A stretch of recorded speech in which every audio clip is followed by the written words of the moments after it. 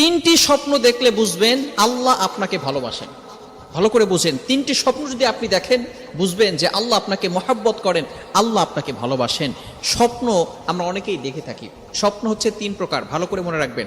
এই স্বপ্নের বিষয়টা হচ্ছে খুবই গুরুত্বপূর্ণ বিষয়। অনেকে স্বপ্নকে বিশ্বাস করতে চায় না, এটাকে অস্বীকার কোনোই অবকাশ নেই। কারণ আল্লাহ রাসূল সাল্লাল্লাহু আলাইহি সাল্লাম স্বপ্ন দেখেছেন এবং স্বপ্নের মাধ্যমে আল্লাহ রাসূল সাল্লাল্লাহু আলাইহি সাল্লামের কাছে ওহী এসেছে এবং আল্লাহ রাসূল সাল্লাল্লাহু আলাইহি সাল্লাম নিজে বলেছেন যে স্বপ্ন হচ্ছে 46 ভাগের এক ভাগ। সুতরাং আমরা স্বপ্ন অনেকেই দেখে থাকি। এই স্বপ্ন হচ্ছে তিন প্রকার। একটা হচ্ছে ভালো স্বপ্ন, এই ভালো স্বপ্ন এটা আল্লাহ তাআলার পক্ষ থেকে আসে।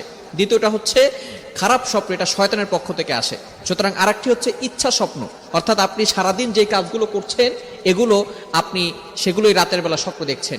সুতরাং ভালো স্বপ্নগুলো আল্লাহ তাআলার পক্ষ থেকে আসে। তিনটি স্বপ্ন যদি আপনি দেখেন মনে করবেন যে আল্লাহ আপনাকে ভালোবাসে। এক নম্বর স্বপ্ন হচ্ছে আপনি যদি দেখেন স্বপ্নে আপনি কোরআন পড়তেছেন, ভালো করে বুঝেন, আপনি কোরআন তেলাওয়াত করছেন, তাহলে মনে করবেন যে আল্লাহ পাক রব্বুল আলামিন আপনাকে ভালোবাসেন। আল্লাহ পাক রব্বুল আলামিন আপনার স্ট্যাটাস, আপনার মর্যাদা আরো হাই লেভেলের করে দিবেন। আল্লাহ তাআলা আপনার উপর রহমত নাজিল করবেন। আপনার শান্তি নাই, আল্লাহ পাক রব্বুল আলামিন আপনার জন্য সুখের ব্যবস্থা করবেন। আল্লাহ পাক রব্বুল আলামিন আপনার উপর রহমত বৃষ্টির মতো নাজিল করে দিবেন এবং আপনার সম্মান আরো আল্লাহ তাআলা বাড়িয়ে দিবেন যদি আপনি স্বপ্ন দেখেন কোরআন শরীফ পড়তেছেন। নাম্বার 2, দ্বিতীয় নাম্বার স্বপ্ন হচ্ছে যদি আপনি দেখেন আপনি গোসল করতেছেন, তাহলে মনে করবেন যে আল্লাহ পাক রব্বুল আলামিন আপনাকে ভালোবাসেন। কেননা যে গোসল করার মাধ্যমে আমরা শরীরের যে দুর্গন্ধগুলো আছে, শরীরের যে ময়লা আছে, এগুলো আমরা গোসলের মাধ্যমে পরিষ্কার করে ফেলি, পরিচ্ছন্ন হয়ে যায়। সুতরাং আপনি যদি এই স্বপ্ন দেখেন যে আল্লাহ মুহাম্মদ ইবনে সিরিন রহমতুল্লাহি আলাইহি উনি বলে দিয়েছেন, এর ব্যাখ্যা হচ্ছে আল্লাহ পাক রব্বুল আলামিন আপনাকে পবিত্র করতে চাচ্ছেন। অর্থাৎ আল্লাহ পাক রব্বুল আলামিন আপনাকে, আপনার ভিতরে যে গুনাহগুলো আছে এগুলো আল্লাহ পাক রব্বুল আলামিন পবিত্র করবেন। এবং ভালো করে মনে রাখবেন, যখন বান্দার গুনাহগুলো আল্লাহ তাআলা মাফ করে দিবে, কোনো মাধ্যমে যখন আল্লাহ তাআলা মাফ করবে, তখন ওই বান্দার জন্য জান্নাতে যাওয়া সহজ হয়ে যাবে।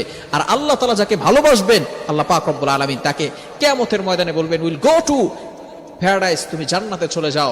ওই দিন আল্লাহ পাক রব্বুল আলামিন তাকে জাহান্নাম নয় জান্নাতে দিয়ে দিবেন। তৃতীয় নাম্বার হচ্ছে যদি আপনি স্বপ্নে দেখেন যে আপনি নামাজের মুসল্লায় বসে কান্না করতেছেন, আল্লাহ তাআলার কাছে তওবা করতেছেন, ইস্তেগফার করতেছেন, তাহলে আপনি কি করবেন? এই ক্ষেত্রে আপনার ব্যাখ্যাটা হচ্ছে যে অবশ্যই আল্লাহ তাআলা আপনাকে ভালোবাসেন এবং আল্লাহ পাক রব্বুল আলামিন আপনি যেই বিষয় নিয়ে কান্নাকাটি করতেছেন, আল্লাহ পাক রব্বুল আলামিন আপনার যে চাওয়াগুলো আছে, আকাঙ্ক্ষাগুলো আছে, আল্লাহ পাক রব্বুল আলামিন সেগুলো কবুল করবেন, আপনার গুনাহ খাতা মাফ করে দিবেন এবং আপনার জন্য জান্নাতে যাওয়ার পথ সহজ করে দিবেন। সুতরাং এই স্বপ্নগুলো যদি আমরা দেখি তাহলে মনে করব আল্লাহ আমাদেরকে ভালোবাসে। এখন যদি খারাপ স্বপ্ন দেখি তাহলে আমাদের কি করণীয়?